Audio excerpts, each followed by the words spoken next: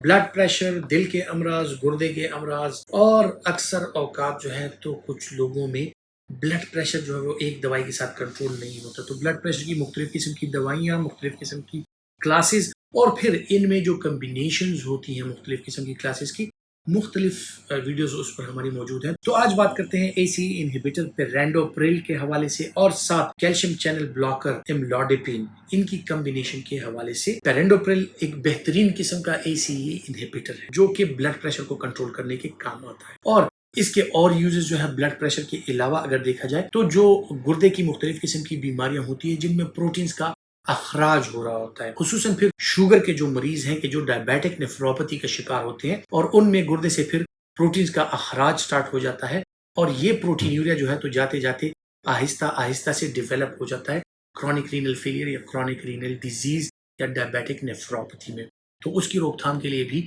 جو اے سی انہیبیٹرز ہیں ان کا استعمال کرایا جاتا ہے. دل کے امراض کا جو شکار لوگ ہیں، خصوصاً جو پوسٹ مائیوکارڈیل انفارکشن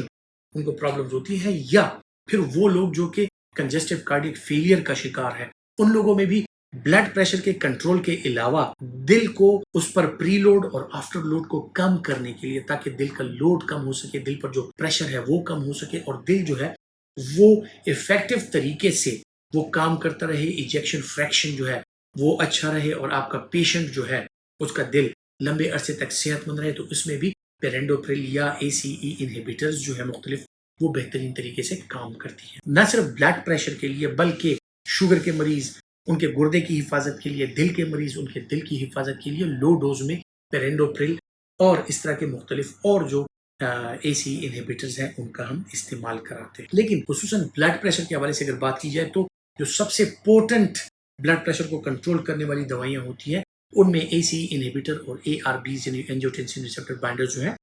وہ بہت افیکٹو ہوتی ہیں. تو اب اگر کسی کا بلڈ پریشر کنٹرول نہیں ہو رہا، ان کو ہم نے خصوصاً جو اے سی انہیبیٹرز ہیں ان پر ڈالا ہوا ہے پیرینڈوپرل، اور اگر الون ڈرگ کے ساتھ کنٹرول نہیں ہو رہا تو اس کے ساتھ دوسری کمبینیشن میں پھر املوڈیپین کو ایڈ کر دیا جاتا ہے. کور سیم کے نام سے اویلیبل ہے پیرینڈوپرل اور کیلشیم چینل بلاکر کی کمبینیشن ہے، جو کہ 5 ملی گرام اور 10 ملی گرام جو پیرینڈوپرل ہے، اور 5 ملی گرام یا 10 ملی گرام جو املوڈیپین ہے اس پر بیس کرتی ہے. تو مختلف قسم کی کمبینیشن میں کہ آپ کو اے سی انہیبیٹر کتنا چاہیے، کیلشیم چینل بلاکر کتنا چاہیے، کمبینیشن جو ہے آپ کو ڈاکٹر ایڈوائز کر دیتا ہے. اس کا استعمال جو ہے تو ڈائبٹیز میلائٹس میں، ہائپر ٹینشن میں، کرونک کڈنی ڈیزیز میں جہاں پر آپ کو پروٹین یوریا یعنی پروٹین کا اخراج روکنا ہے، کارڈیو پروٹیکٹیو جو پوسٹ ایم آئی پیشنٹس ہوتے ہیں، اسکیمک ہارٹ ڈیزیز کے پیشنٹس ہوتے ہیں، کنجسٹیو کارڈیک فیلئر کے پیشنٹس ہوتے ہیں، سو ان میں اے سی انہیبیٹرز اور کیلشیم چینل بلاکرز کا استعمال ہوتا ہے.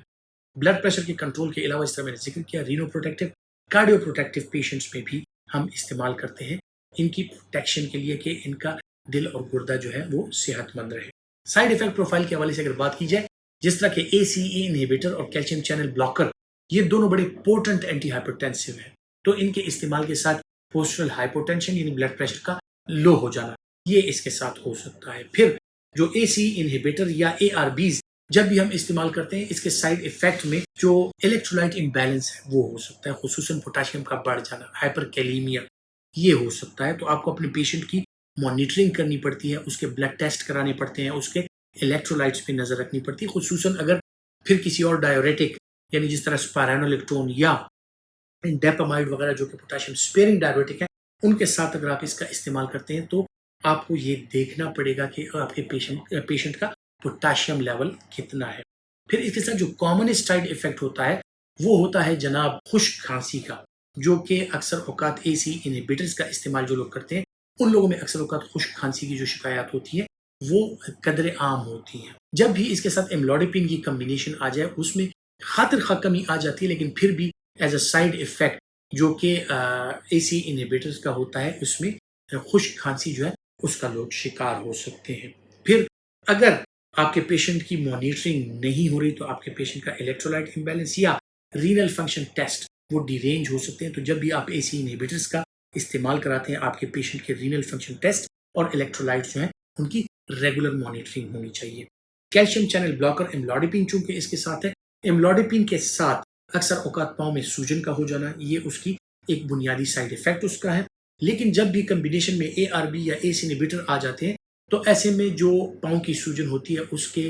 جو خطرات ہوتے ہیں وہ کم سے کم ہو جاتے ہیں. لیکن پھر بھی چونکہ کیلشیم چینل بلاکر املوڈیپین اس کے یہ سائیڈ ایفیکٹس ہیں تو پاؤں میں تھوڑی بہت سوجن ان پیشنٹس کی ہو سکتی ہے. پھر املوڈیپین کے ساتھ قبض کا ہو جانا، کانسٹیپیشن، یہ بھی اس کے ساتھ اکثر اوقات لوگوں کو ہوتا ہے تو بعض لوگ قبض کا شکار ہو جاتے ہیں. اور اکثر اوقات جو ہے تو لوگ اس کمبینیشن کے ساتھ ان لوگوں میں سائیڈ ایفیکٹس جو ہوتی ہیں وہ